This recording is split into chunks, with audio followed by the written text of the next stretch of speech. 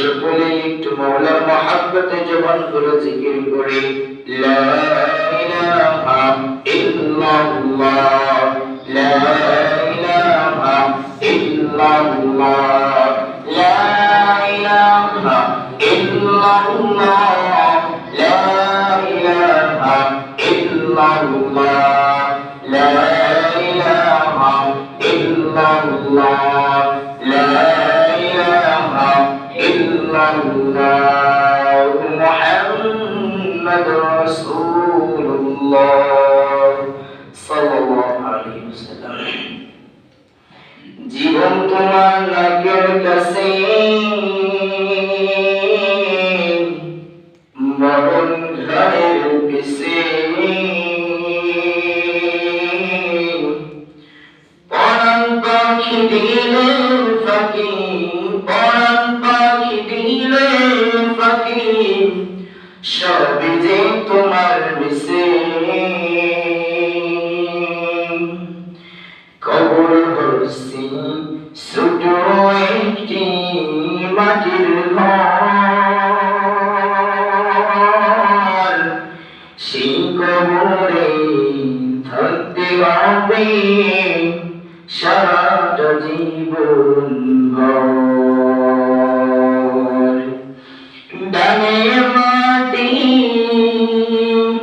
বামে মাটি,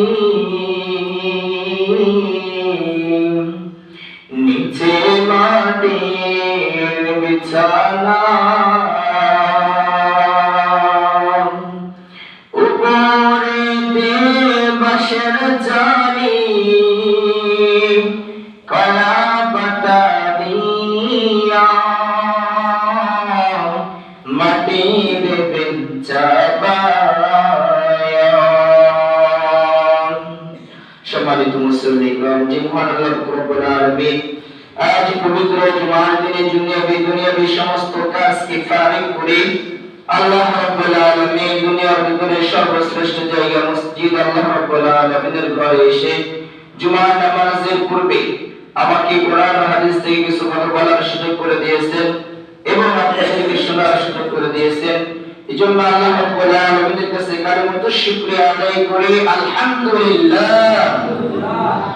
আল্লাহ রাব্বুল আলামিন বলেন, ইন শাকারতুম লাযীদান্নাকুম ওয়া ইন কাফারতুম ইন্না আযাবি লাশাদীদ।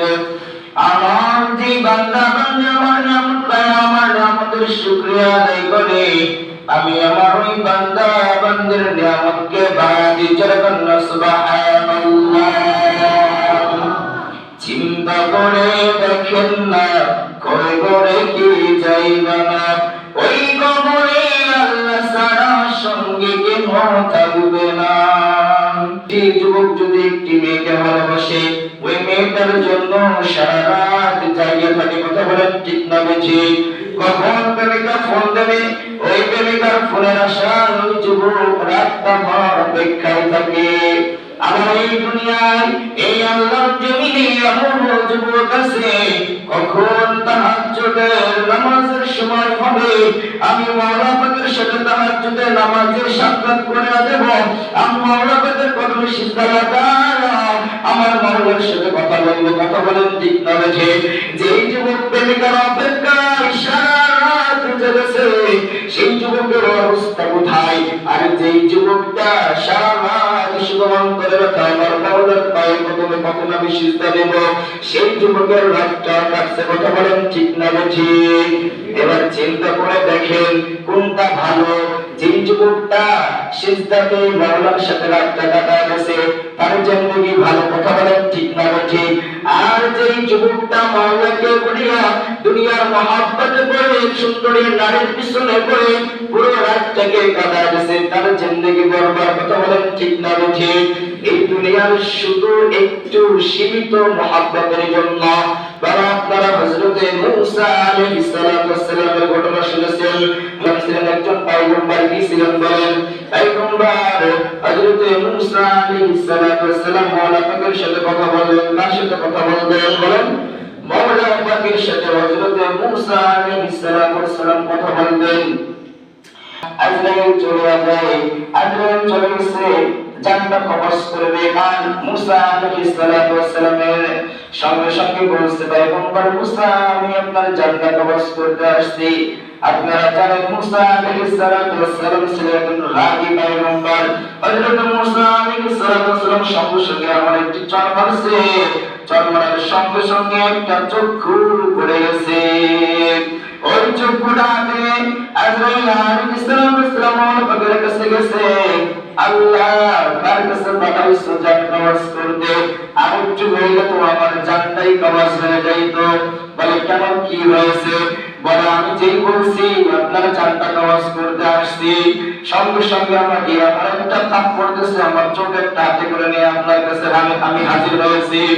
এবার আল্লাহ রব্বুল আলামিন আজরাইলকে শেখায়া দিচ্ছে, ও আজরাইল, তুমি যে মুসা আলাইহিস সালামকে বলো যে তুমি কি মওলা পাককে দেখতে চাও কিনা।